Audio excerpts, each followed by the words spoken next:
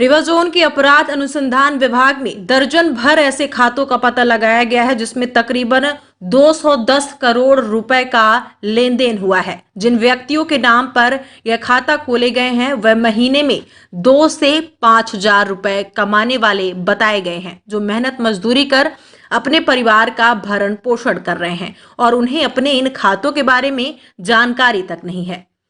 ओम enterprises के नाम से खोले गए इस खाते में सफेद पोस्ट सहित शहर के बड़े व्यापारी, ठेकेदार सहित अन्य व्यापारियों ने बड़े स्तर पर लेन देन किया है। वहीं जिन व्यक्तियों के नाम से यह खाता खोले गए हैं वह आज भी मेहनत मजदूरी ही कर रहे हैं। रीवा की CID police DSP Aslam Khan ने बताया कि ओम इंटरप्राइजेज के नाम से खोले गए खाते की जब पड़ताल की गई तो परत दर परत कई बैंकों के साथ मिलकर एक बड़ा घोटाला निकलकर सामने आया है। बताया गया है कि खाता द्वारिका नगर निवासी व्यक्ति के नाम से खोला गया था। ओम इंटरप्राइजेज के खाते में 40 लाख रुपए के 3 चेक लगाए गए थे, लेकिन वह पैसा विड्रॉवल नहीं हुआ, जिसके बाद इसकी जांच की गई तो मामला 210 करोड़ तक जा पहुंचा। हालांकि सीआईडी ने यह पूरा मामला ईओडब्ल्यू रीवा को सुपुर्द कर दिया है, जिनके द्वारा आगे की जांच की जा रही है। वहीं जिन व्यापारियों ने नेताओं और ठेकेदारों के नाम ओम इंटरप्राइजेज में लेने देन के मामले में सामने आए हैं, उनका खुलासा अभी नहीं किया गया है, लेकिन यह जरूर बताया गया है कि इसमें 90% लेन देन कैश पर होता था और शहर की नामी व्यवसायी सहित ठेकेदार ओम इंटरप्राइजेज के इस फर्जी खाते में बड़े स्तर पर लेन देन करते थे। सर, हवाला पे एक बड़ा मामला प्रकाश में आया है रीवा में।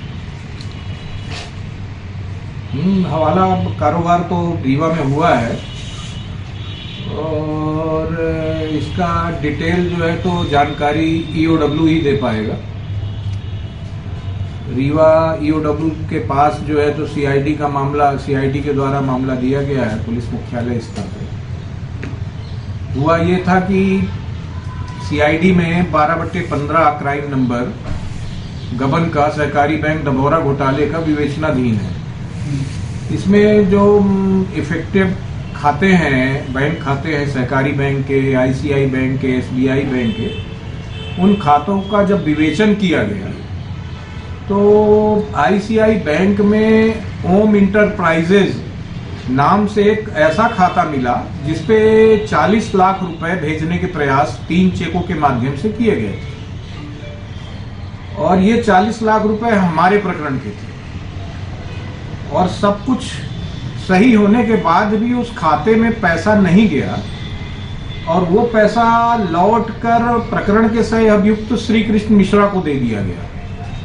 तो ये समझ में नहीं आया कि इस ओम इंटरप्राइजेज आईसीआई बैंक में पैसा क्यों नहीं लिया गया, क्यों स्वीकार नहीं किया गया। तब उसकी छानबीन की गई। उस खाते में पैसा तो नहीं गया था, लेकिन खाता किसका था, किसको देने का प्रयास हुआ ये 40 लाख रुपए सही अभियुक्तों के द्वारा। तो उसका जब विवेचन किया गया तो उस खाते का जब डिटेल निकाला गया तो ओम इंटरप्राइजेज द्वारिका नगर के नाम से कोई फर्म रजिस्टर्ड हुई थी जिसका पंजीयन वहां से था, बाजार मुद्रा कोष से था रजिस्ट्रेशन, लेकिन स्पॉट पे जाने पे वो जगह, वो स्थान नहीं मिला जिस नाम से वो रजिस्टर्ड था फर्म। और प्रोप्राइटर के तौर पे उसमें जो व्यक्ति था उसकी जब आईडी देखी गई उस खाते में तो आईडी भी फेक निकली। कपटपुर लिखा हुआ था और अमरपाटन सतना लिखा हुआ था और एक मात्र सरपंच का वो प्रमाण पत्र था। तो उससे ढूंढा गया, लेकिन बड़े मुश्किल से वो गांव मिलते उस नाम का ककलपुर नाम का एक गांव मिला वहां पर अमरपाटन के पास। तो उस खाते में लगी फोटो के आधार पे हमने उसको ट्रेस किया तो वो व्यक्ति जब मिला तब उस व्यक्ति को हमने जब लोगों को दिखाया, ककलपुर के आसपास लोगों को, तो उन्होंने पहचाना कि ये व्यक्ति ये है और ये अगरबत्ती वगैरह बनाने का अभी वर्तमान में सतना में व्यवसाय करता है। 5-10 हजार रुपए महीने का आदमी है। पहले ये यहीं पर कला मंदिर के पीछे जो है एक व्यक्ति थे मिस्टर परोहा, तो उनके यहाँ वो झाड़ू पोछा करता था और 2-4 हजार रुपए उसको मिल जाते थे। जब इस तरह के व्यक्ति का पता चला कि ये प्रोप्राइटर है और इतने बड़े खाते का प्रोप्राइटर है और 40 लाख रुपए इसके खाते में गबन के आ रहे थे, तो उस खाते का जब विवेचन किया गया तो उस खाते में करीब 60 करोड़ के आसपास का लेन देन पाया गया। 60 करोड़ का उस खाते पे होम इंटरप्राइजेज के नाम से आईसीआई बैंक रीवा के खाते में 60 करोड़ का लेन देन पाया गया, इस 5,000-10,000 रुपए महीने वाले आदमी के खाते में। उस आदमी से जब पूछा गया तो उसने बताया कि मेरे को इस खाते की जानकारी नहीं है और ना मैंने कभी इस खाते को खोला है। तो ये चीज प्रमाणित हुई कि उस व्यक्ति को इस खाते की जानकारी नहीं है, ये फेक खाता उसके नाम से खोल के संचालित किया गया है। उस खाते में जब खूबी देखी गई तो उसमें खूबी ये थी कि 90% पैसा कैश जमा होता था और बड़ा अमाउंट जमा होता था। और जैसे 20 लाख जमा हुआ नगद और तत्काल में विदिन कुछ अगले श्रृंखलाबद्ध अगले ट्रांजैक्शन में वो पैसा कहीं ट्रांसफर हो जाता था, चेक से ट्रांसफर हो जाता था या आरटीजीएस हो जाता था या नेफ्ट हो जाता था। तो जिन्हें नेफ्ट होता था और जिन्हें आरटीजीएस होता था या जिन्हें चेक से दिया जाता था वो पैसा नगद जमा करने के बाद, प्रायः वो खाता जो है तो खाली रहता था। पैसा जमा हुआ और ट्रांसफर हुआ, पैसा जमा हुआ ट्रांसफर हुआ। तो वो जो पैसा जहां जाता था वो प्रायः 90% बड़ी बड़ी फर्में थी जो निर्माण के क्षेत्र में थी और माल सप्लाई करती थी। बिजली की कंपनियां, होजरी की कंपनियां और आपके रेडीमेड गारमेंट्स की कंपनियां, इस तरह की कंपनियां थी।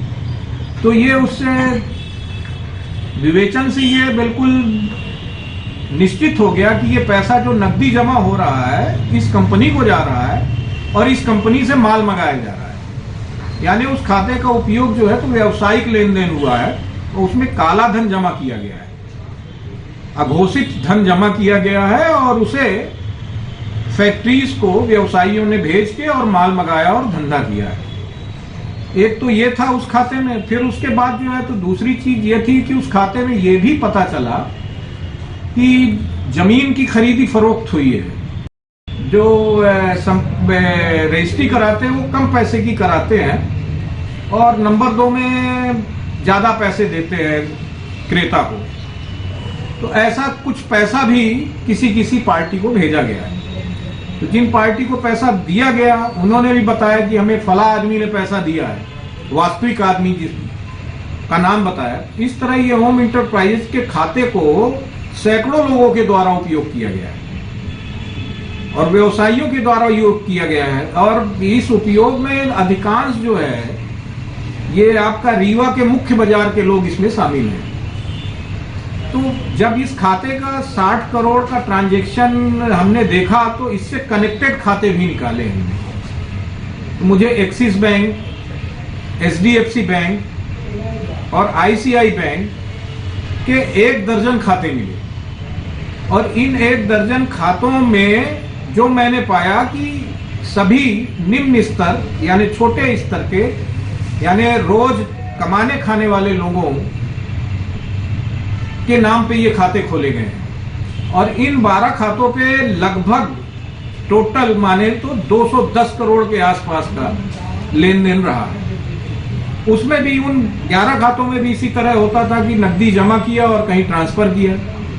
कहीं से कोई अगर इलाहाबाद में बैठा हुआ है तो वो अगर पैसा अपने व्यापारी को भेजना है तो वो एक जमा पर्ची बनाया और उसी खाते में पैसा जमा कर दिया और यहाँ वो पैसा इस बैंक में आ गया। यानी आप कहीं से भी उस खाते में पैसा जमा कर सकते हैं, इस रैकेट में आपका होना जरूरी है। तो इस तरह से सैकड़ों लोगों ने ये 12 खाते खोल के और उसमें एक अवैध काला धन, अघोषित धन, टैक्स चोरी का धन, हवाला कारोबार किया है।